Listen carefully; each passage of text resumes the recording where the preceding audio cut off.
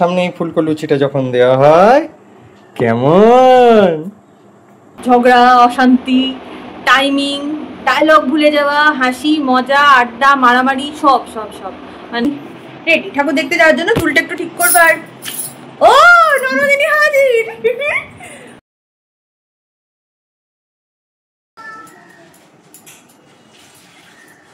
দেখো তো দেবো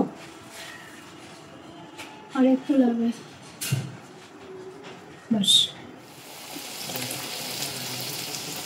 good morning everyone, welcome to Right Hive, welcome to a new blog. আজকে 14 শাক 14 প্রদীপ, মোট কথা দিওয়ালি স্টার্ট, আমাদের শ্যামা মায়ের আগমনের প্রথম দিন। আর তাই সকাল সকাল গরম গরম লুচি আর ছোলার ডাল আজকের মেনু, মানে ব্রেকফাস্ট মেনু। আর এই যে লুচি ভাজা হচ্ছে আর ছোলার ডাল অলরেডি হয়ে গেছে, শুধু লুচিগুলো গরম গরম ভাজবো আর দিয়ে দেবো সবাইকে।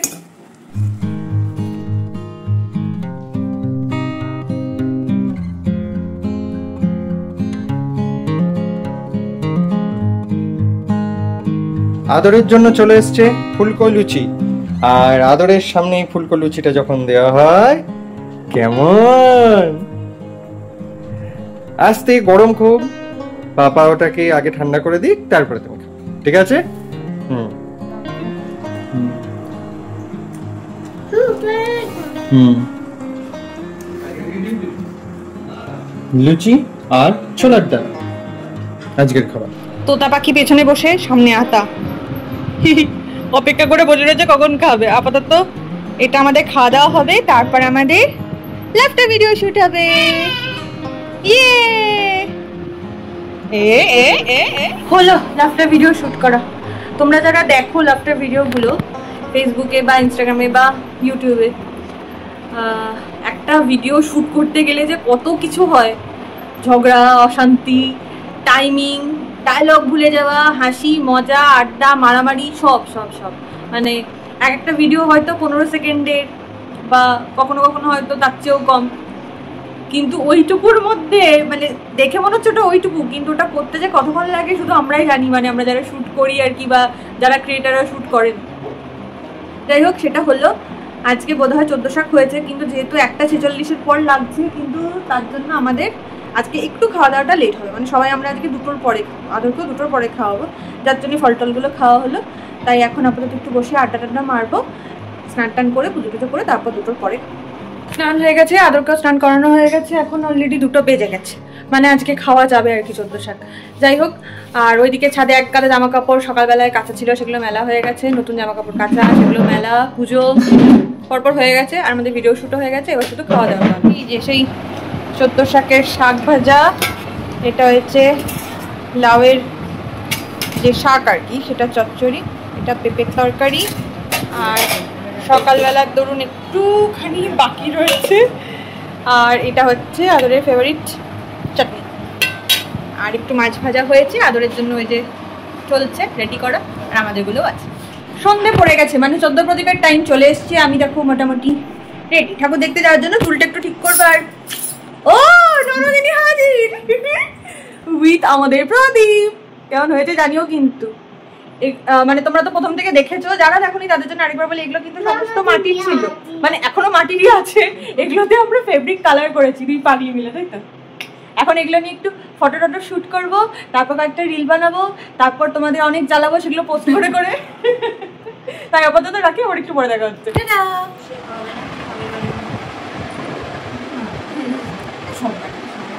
এখন এখানে দেওয়ালির আগের দিন, মানে কি ভূত চতুর্দশী, ভূত তাড়ানোর জন্য ভূতগুলো সব প্রদীপ জ্বালছে।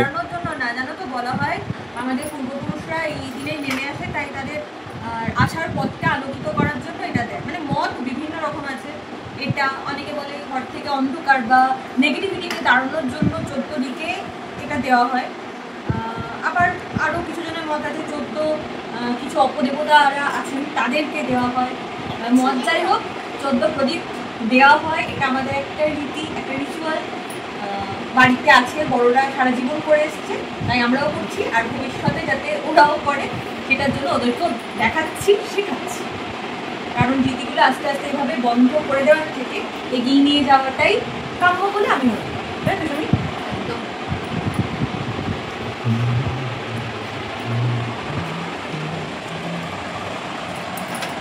কি সুন্দর হাতের কাজে তৈরি এই সমস্তগুলো।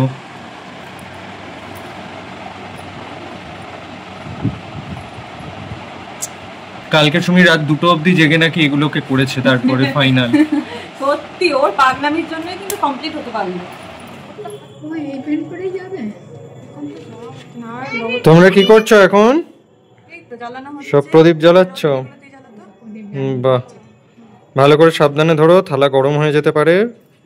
হ্যাঁ, স্টিলের থালা না, গরম হয়। অনেক ঝগড়ার পর আমরা দুজন এখন ফাইনালি রেডি হয়েছি। কিন্তু আমি তোমার সঙ্গে ভাব করিনি। যাই হোক, আমাদের কিসের আবার ভূতের সাথে আবার ভাব? এর জন্য ভালো লাগে না। আমরা এখন বেরোচ্ছি ঠাকুর দেখতে। চন্দ্রপ্রদীপ দেওয়া হলো, প্রচুর রিলস করেছি, প্রচুর ছবি তুলেছি। রিলস একটাই করেছি যেটা তোমরা কাল রাতে অলরেডি দেখে ফেলেছো। যদি না দেখো টুক করে গিয়ে দেখে আসো, কারণ এই চ্যানেলে কমেডি শর্টস কিন্তু পোস্ট করা হয়, তাই তোমরা ওগুলো দেখতে পারো যদি ভালো লাগে। যদি কমেডি ব্যাপারটা তোমাদের পছন্দ হয় তো দেখো, আর বাকি আবার যাই ঠাকুর দেখতে। চলো।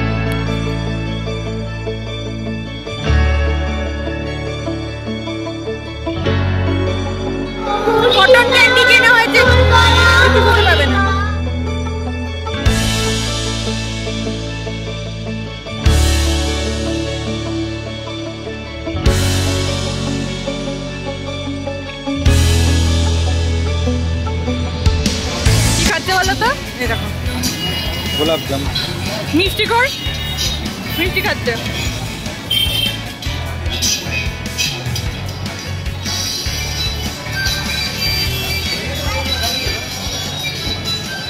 বাবা 9:30 বাজে। দুঃখের বিষয়, অনেকগুলো জায়গায় ঘোরার পরেও কোথাও প্যান্ডেল কমপ্লিট হয়নি, ঠাকুর রেডি হয়নি। মানে এবছর এটা আমি প্রথমবার দেখলাম যে কালী পুজোর আগের দিন রানাঘাটে এসব হয়নি। আগের বারেও বেরিয়েছিলাম কিন্তু হয়ে গেছিলো। এবার একটা ব্যাপার আছে আমাদের রানাঘাটে না, মানে যে রেল গেটের এপার ওপারের একটা ব্যাপার আছে। মানে এপারে কিছু ঠাকুর হয়, ওপারে কিছু ঠাকুর হয়। ওপারের দিকে ঠাকুরগুলো মানে কুপার্স ক্যাম্প ওই দিকটায় আর কি, ওই দিকে ঠাকুরগুলো বেশ বড় বড়, খুবই ভালো হয়। এবার অনেকে বলছে ওই দিকের ঠাকুর নাকি রেডি হয়ে গেছিলো। আমাদের যতক্ষণে আমরা খবরটা পেয়েছি তখন প্রায় 9:45 মতো বাজে। তখন যদি আমরা ওই দিকটায় যেতে যাই তাহলে মিনিমাম রাত 12টা হয়ে যাবে বাড়ি, যেটা আদরকে নিয়ে ইম্পসিবল। তাই আমরা সেই ডিসিশনটা নিলাম যে ওদিকে যাবো না, তাই বাড়ি ফিরে এলাম। আবার আগামীকাল দেখা যাক কতদূর কী হয়। আপাতত আজকে ভাবছি রাত্রেবেলা একটু ফ্রাইড রাইস করবো আর চিকেন কিমা করবো, সবই রেডি আছে, শুধু নিচে যাবো করবো। তার আগে একটু রেস্ট নিয়ে একটু জল টল খেয়ে নিই, তারপর রান্নাটা করছি।